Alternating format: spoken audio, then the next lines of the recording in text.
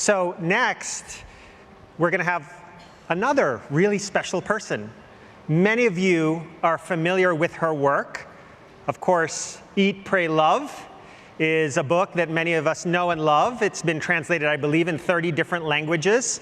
And she's an author who also has written some other really amazing books. The latest one is just amazing. It's, big magic, Creative Living Beyond Fear. And then there's all the other books as well. As a thinker, speaker, writer, she really just kind of brings an incredible energy and vibrancy to what it means to be alive. So I'm really, really happy to invite Elizabeth Gilbert to the stage. Please join me in giving her a warm welcome. Welcome. Thank you, Rich. So what should we talk about? How we eradicated smallpox. Amazing, together. Right? It's really daunting to come up and speak after people like that. Yeah. We were talking about this in the green room when we were watching, Larry talk, and we overheard him saying something like, "When we were, we met in Delhi when we were eradicating smallpox." You and I just looked at each other like, I was going to do that once, but there was all that traffic, there was all this other stuff. But it's an honor to be up here with amazing people, and now we get to talk about creativity. Absolutely, and the other thing we were talking about was that compassion, in some ways, there is a link between compassion and creativity. Well, absolutely. I mean, there's certainly, I'm going to go back to a little bit of the idea of self-compassion. Yes. Because it's a fundament of my particular belief about creativity, that it is impossible to put any creative output into the world if you do not practice self-compassion. And if you don't mind, I can break it down a little bit. Please, go for it. Okay, so essentially, everybody here has had ideas. Ideas come to you, you get excited about them. Yeah. Every single person ever who started on any sort of creative or innovative project starts at exactly the same place, which is the place of wild excitement.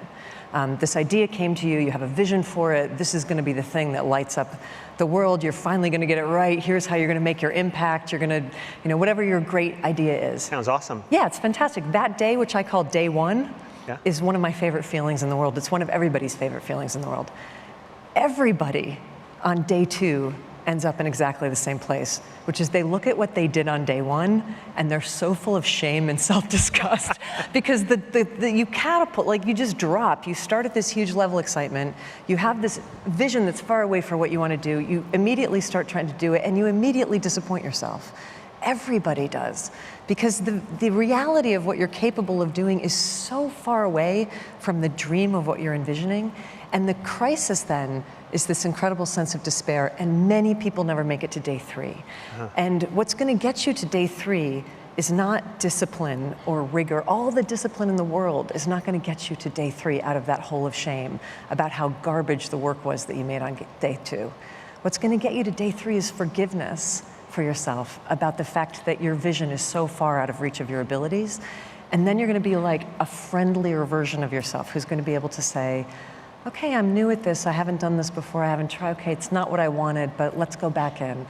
You go back in with gentleness, and that's the only way you're ever going to get your work done. Yeah, and one of the other things we were talking about was how challenging that can sometimes be, because there's this little passenger on the journey. I think in your book you have a great analogy around fear. Yeah. Well, I mean, the fear is in the title of the book, right? Creative living beyond fear. But fear kind of creeps in, and what do you do with that? I love this story that you tell about the van, coming as a passenger on the van. Maybe if you haven't read this book, it's a hysterical story about fear as a companion on this journey. Yeah, well, it's funny because the subtitle of the book is Creative Living Beyond Fear, and I think it's so funny how many times I've been introduced in the last year for this book, and people have gotten the title wrong and said, Creative Living Without Fear, and I always have to stop them and be like, words matter. Did I just say that? No, you got it right. Okay. No, you got it right. And I That's think because the dream that we have somehow is that we're going to create some sort of life without fear. And that's just nonsense. Right. Who is that? Anybody. I have no interest whatsoever in fearlessness as an aspiration.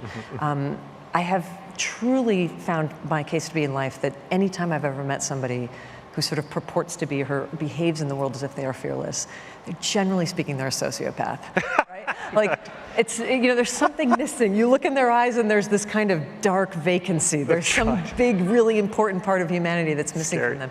So what I'm interested in more are the people who live side by side with their fear. And so the story that I like to tell in the book about the creative journey is not that you're going on some journey where you're going to leave fear behind, but you're going on a journey where fear is invited. And so the conversation that I literally have before I start any creative endeavor is that I literally do this. I sit a chair down and I put my fear in the chair and I look at it. And I say, all right, listen, your sister creativity and I are about to go on a road trip together. And I understand you'll be joining us because you always do. And I just want to let you know that you're very welcome. We've got this minivan. We're going on this trip together. We've got a seat for you in the back seat, right? But you get to come because you're part of the human family. You're part of the experience of what it is to do creativity. I'm just establishing for you right now the guidelines, which is you're very welcome, you're very invited. Everyone on this journey is going to do the thing that they do. So creativity and I are going to work together to do the most innovative, interesting stuff that we can do. Our job is to be excited and to do our work. Your job, apparently, from what I've learned from history of working with you, is to sit in the back seat screaming at every corner about how we're all going to die, we're all going to die, we're all going to die. So you do your job, which, may I say, you're fabulous at, and we'll do our job, and we're just going to continue down this highway together. You get to do that. You get to sit in the back and scream. Apparently, it's what you're for.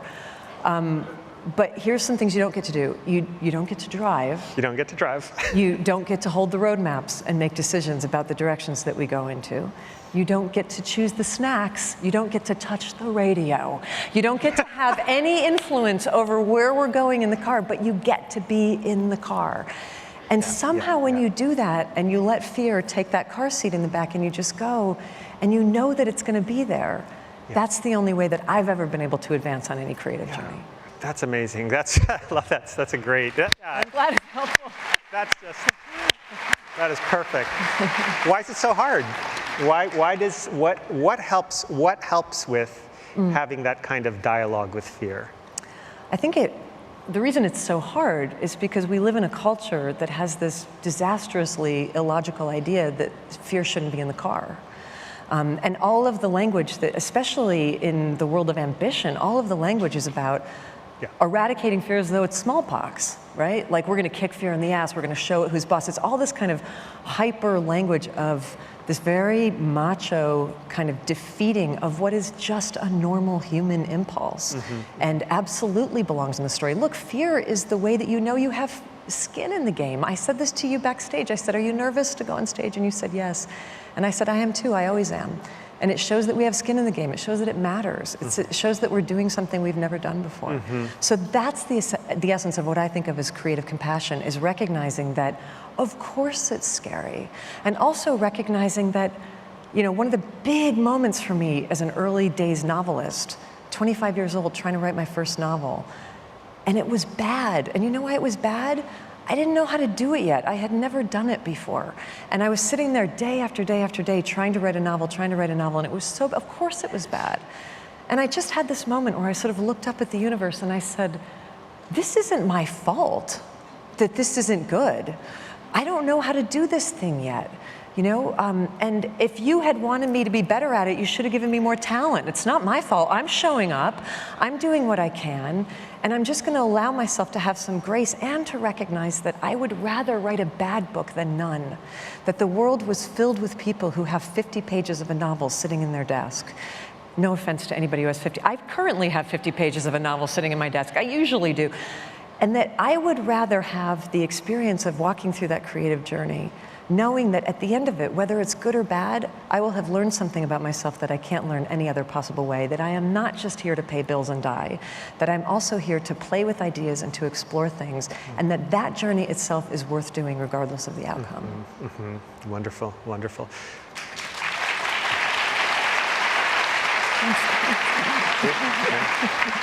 Which is almost then comes to the other portion of that, which is the curiosity, the aliveness. There's a beautiful poem by, I think, a faculty member who taught in the office you taught at, who had the same last name as you. Jack Gilbert. Right, where he says, delight is just a critical quality. It was a beautiful, I can't remember the exact passage. We must risk delight.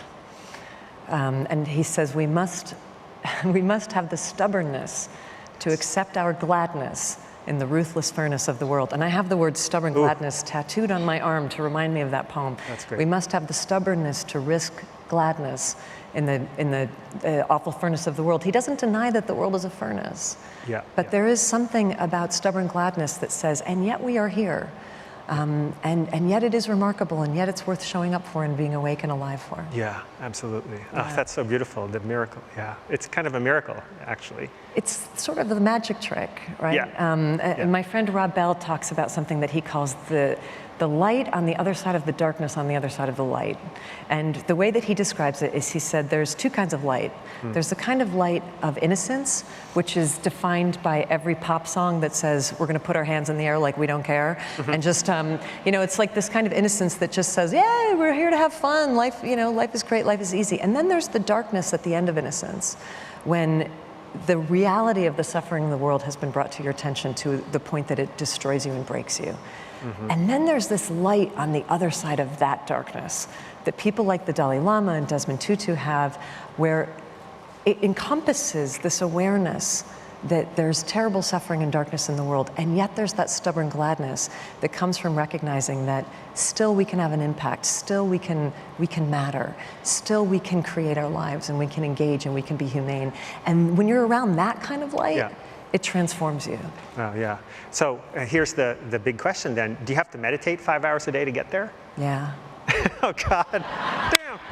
I'm just kidding. I am the worst. I hope you are all meditating 5 hours a day.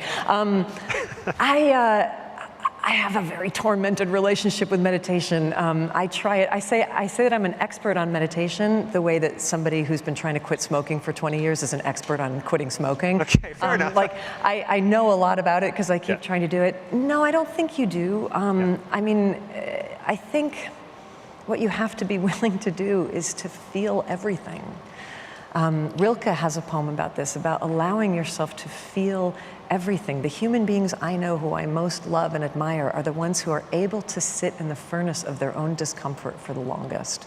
They're able to sit in a conflict with somebody for a really long time, feeling this sort of anger, like having your hand on the eye of the stove, sitting there when someone's angry at you, sitting there when somebody's upset, sitting there when you want to run.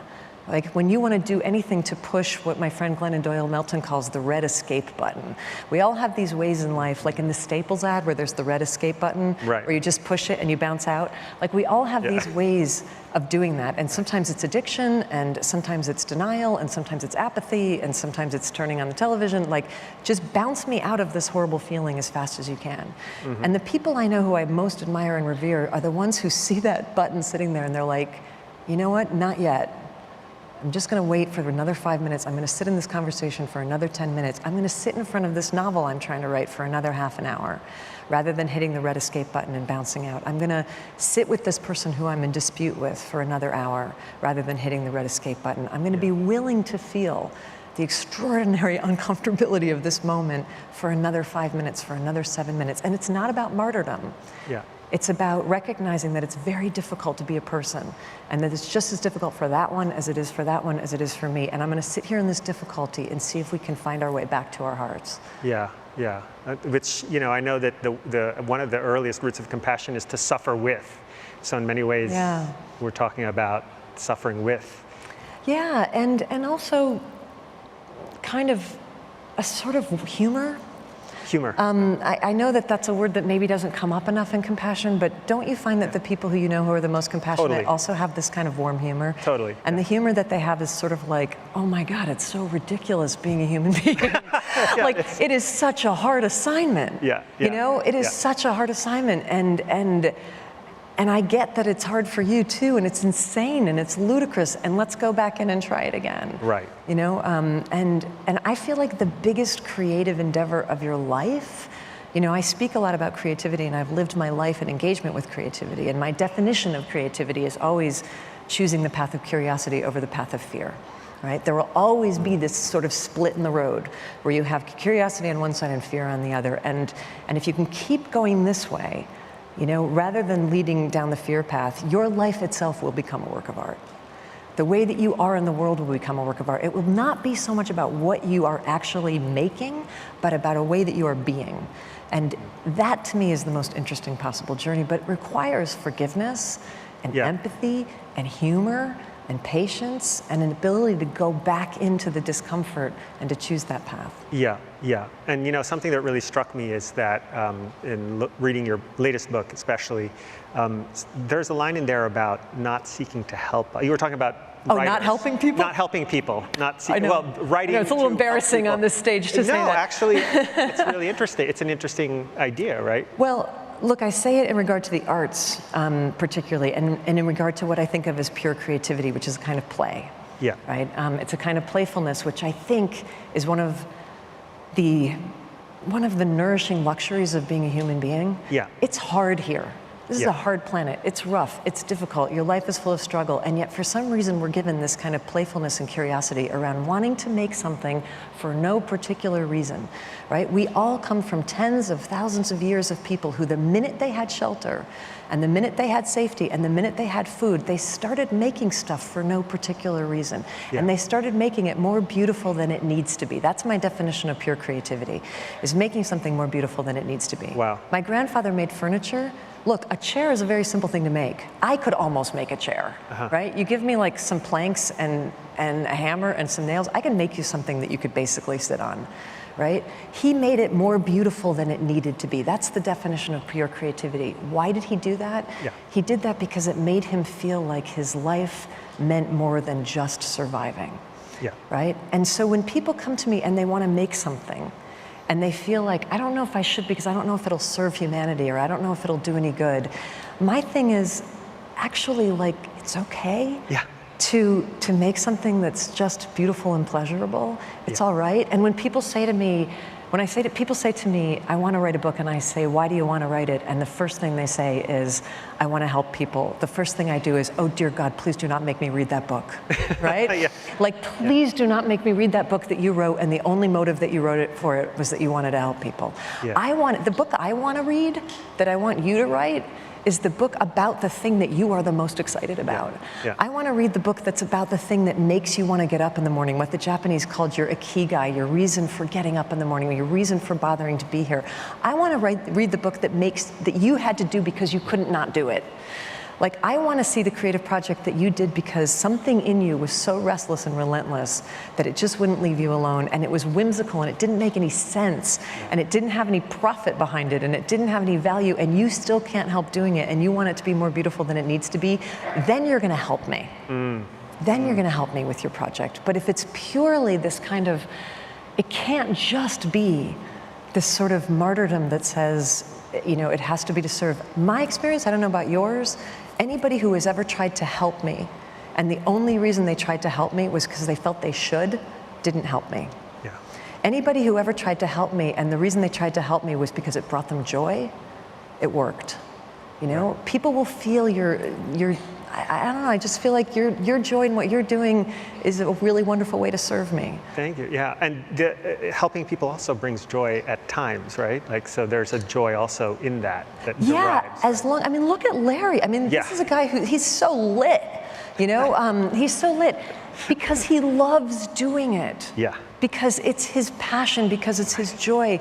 That's what I look like after a day of writing, right? I love doing it. I have people who come up to me after they read Eat, Pray, Love, and they said, your book changed my life, you know, and it saved my life. And I think that is so wonderful, but with all due respect, I didn't do it for you, right? I did it because I was so excited about this idea of traveling around the world and meeting all these kinds of people and learning about prayer and learning how to forgive myself and learning how to change and not being afraid of transformation and eating pizza in Italy.